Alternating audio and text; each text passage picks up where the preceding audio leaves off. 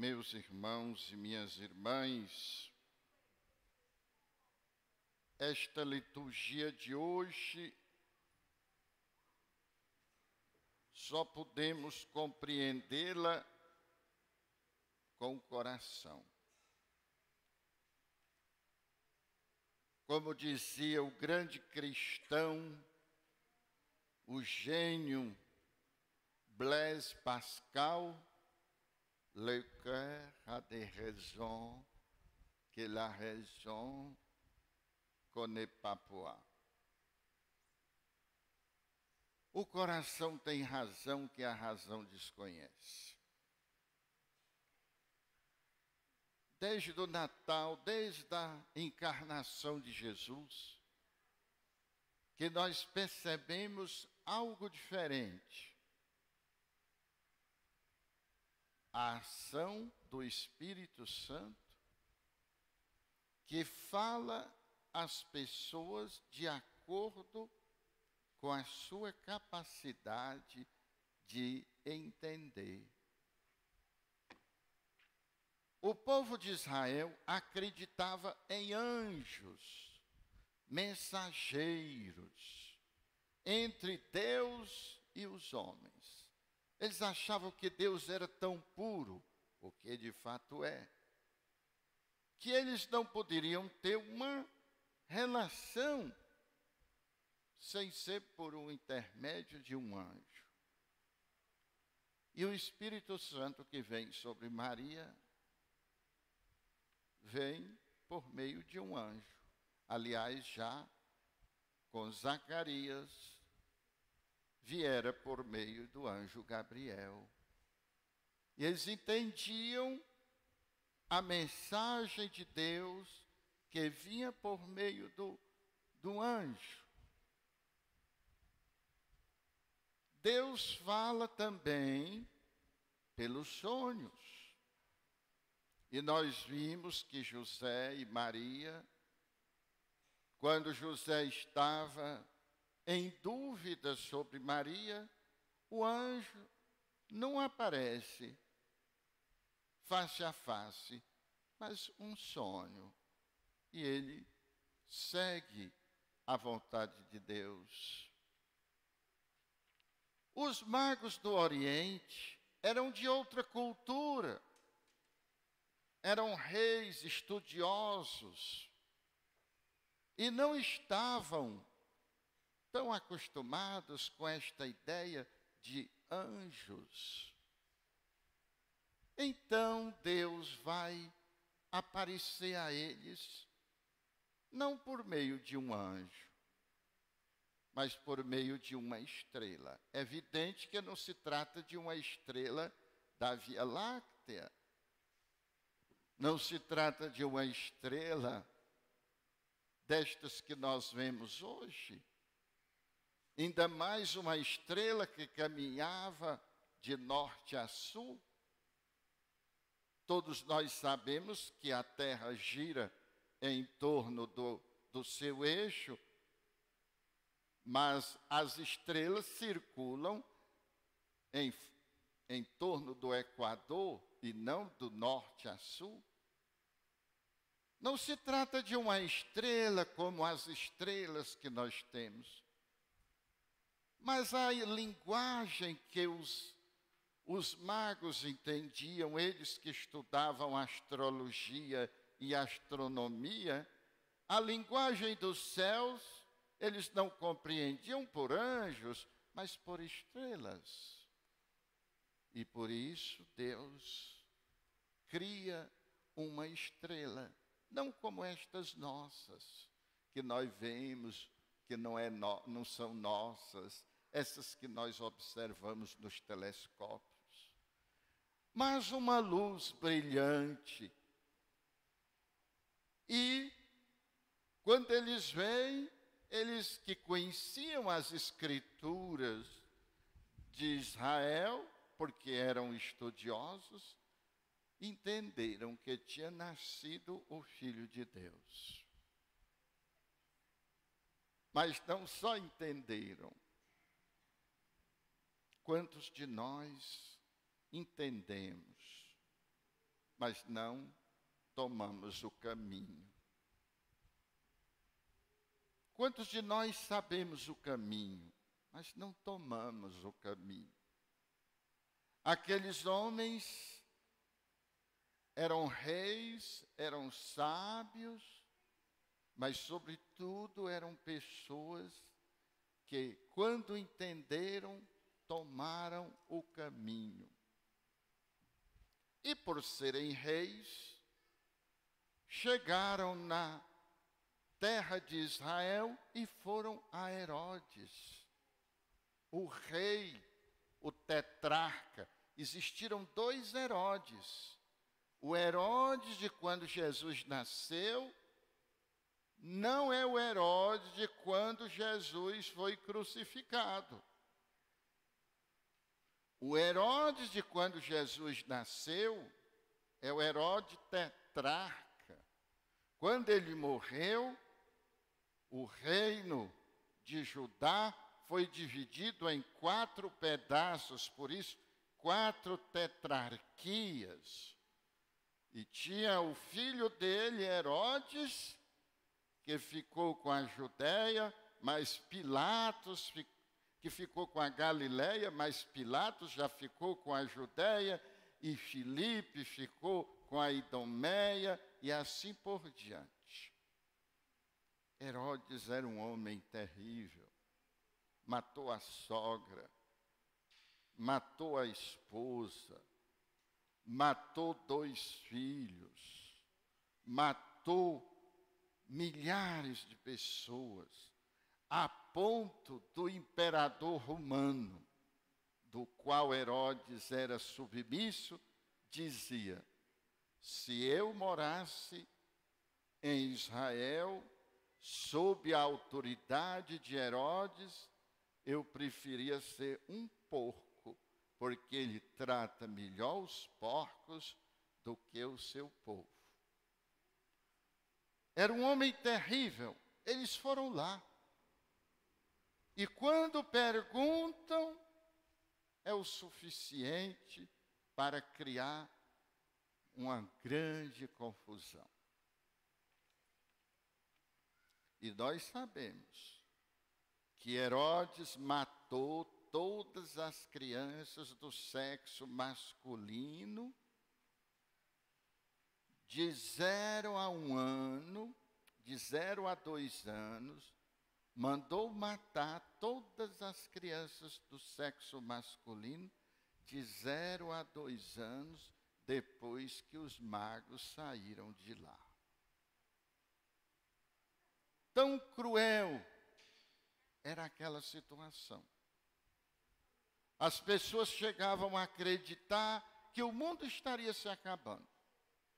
Imagine, de repente, sem ter a quem apelar, todas as crianças de 0 a 2 anos serem jogadas para o alto e apanhadas com a ponta de uma faca, uma lança de um soldado de Herodes.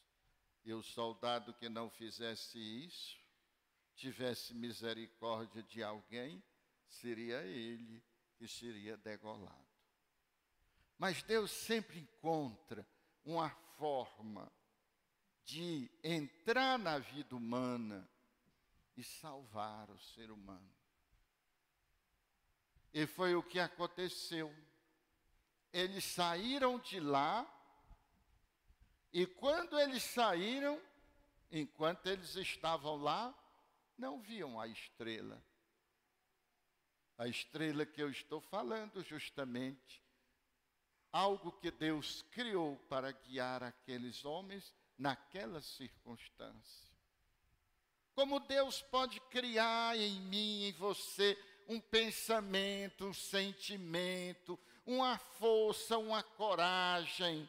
E quantas vezes na nossa vida nós dizemos assim: eu estava tão acabrunhado, mas de repente surgiu uma coragem que eu não sei como foi que eu atravessei. Deus pode criar isso em mim e em você, esta estrela para nos guiar. De repente nós estamos tão perturbados e aí aparece como que uma luz que a gente chama um insight. O que é um insight? É uma palavra inglesa que significa como que um relâmpago interior. E a gente é tocado por aquela realidade profunda. O Espírito Santo, que criou todos esses sinais, anjos, estrelas, ele, mais do que tudo isso, ele tocou no coração das pessoas e pode tocar no meu e no seu coração, desde que a gente se abra a esta graça que vem. E tão logo eles saíram, a estrela estava à sua frente. E quando eles ficam maravilhados, até entrar onde Jesus já não estava mais na gruta de Belém, mas numa casa. E ali a estrela fica sobre lá e desaparece. Porque a função da estrela era levá-los a Jesus. Todos nós podemos ser uma estrela, levar os outros a Jesus. Nós lembramos que André levou Natanael a Jesus. Quantas pessoas levaram outras a Jesus? Se hoje você está aqui nesta igreja, quem primeiro falou de Jesus para você?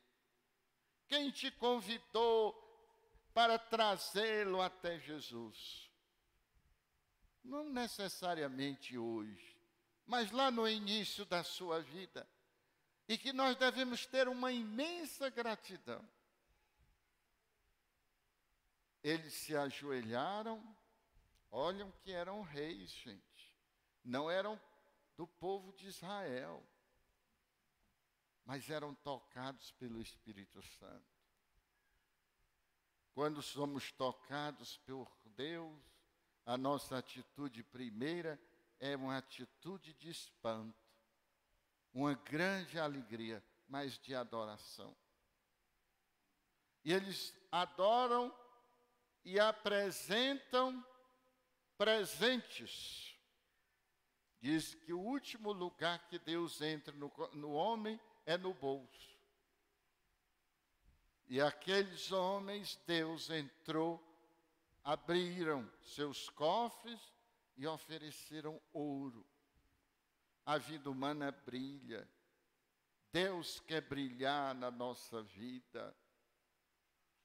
Deus quer que nós brilhemos no mundo. Lá onde nós estamos, não precisamos brilhar para todo mundo, mas brilhar para nós, brilhar para os outros.